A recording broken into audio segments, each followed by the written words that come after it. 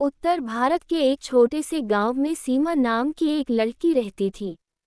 उसका जीवन बहुत साधारण था, लेकिन उसके दिल में मां दुर्गा के प्रति अटूट श्रद्धा थी। गांव के किनारे एक पुराना सा मंदिर था, जहां बहुत कम लोग जाते थे। वही मंदिर सीमा की दुनिया था। हर सुबह सूरज निकलने से पहले, जब पूरा गांव सो रहा होता, सीमा चुपचाप उठती, स्नान करती और मंदिर की ओर चल पड़ती। ठंडी हवा, हल्की धुंध और पक्षियों की चहचहाहट के बीच उसकी भक्ति और भी गहरी हो जाती। मंदिर में मां दुर्गा की एक पुरानी मूर्ति थी। समय के साथ उसका रंग फीका पड़ चुका था, लेकिन सीमा के लिए वह मूर्ति साक्षात मां थी। वह रोज वहां दीप जलाती, फूल चढ़ाती और एक ही प्रार्थना करती, हे मां, मेरे परिवार की रक्षा करना और मुझे सही रास्ता दिखाना। कठिन जीवन, लेकिन अटूट विश्वास। सीमा के पिता एक मजदूर थे, दिन भर मेहनत करते, तब जाकर घर का खर्च चलता। उसकी मां अक्सर बीमार रहती थी। घर में पैसे की कमी थी, लेकिन प्यार की नहीं। कई बार ऐसा होता कि घर में खाने के लिए सिर्फ एक वक्त का ही खाना होता। एक दिन सीमा की मां की तबीयत बहुत ज्यादा खराब हो गई। बुखार इतना तेज था कि वह उठ भी नहीं पा रही थी। पिता चिंतित थे, डॉक्टर के पास ले जाना पड़ेगा, लेकिन पैसे कहाँ से लाएं। सीमा ने तुरंत कहा, बाबा, आप चिंता मत करो, माँ दुर्गा सब ठीक करेगी। सच्ची पुकार।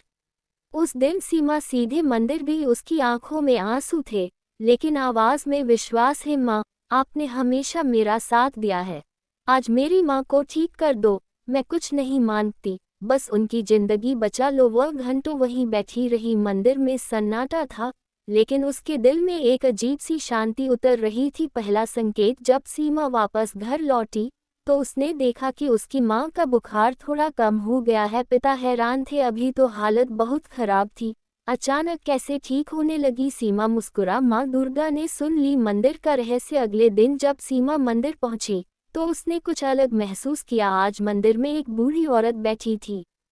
उसने सफ़ेद कपड़े पहन रखे थे और चेहरे पर एक अद्भुत तेज था। वह मुस्कुराकर बोली, बेटी, तुम रोज यहाँ आती हो? सीमा ने सिर झुकाकर कहा, हाँ माँ, मैं माँ दुर्गा की भक्त हूँ। बूढ़ी औरत ने पूछा, अगर माँ तुम्हारी परीक्षा ले तो क्या तुम अपना विश्वास बनाए रखोगी? सीमा ने बिना सोचे कहा, हाँ, चाहे कुछ भी हो जाए। बूढ़ी औरत की मुस्कान और गहरी हो गई। परीक्षा की शुरुआत कुछ दिनों बाद अचानक सीमा के पिता का काम छूट गया। घर में पैसे आना बंद हो गए। उसी समय मां की बीमारी फिर बढ़ गई।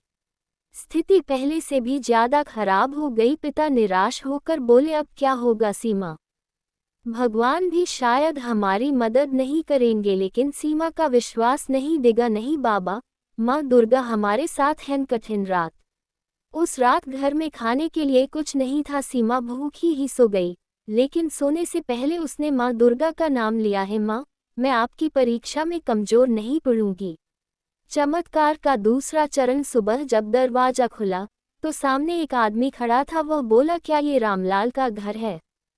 सीमा के पिता का नाम। पिता ने कहा, हाँ, लेकिन आप कौन? वह आदमी बोला, मुझे एक मजदूर की जरूरत है।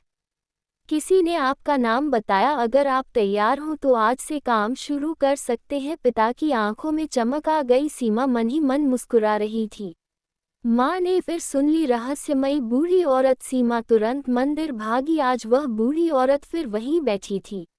सीमा ने खुशी से कहा, माँ, आपने मेरी सुन ली, मेरे पिता को काम मिल गया। बूढ़ी औरत ने शांत स्वर में कहा, बेटी, ये तो शुरुआत है, असली परीक्षा अभी बाकी है। सीमा थोड़ी हैरान हुई, लेकिन उसका विश्वास और मजबूत हो गया।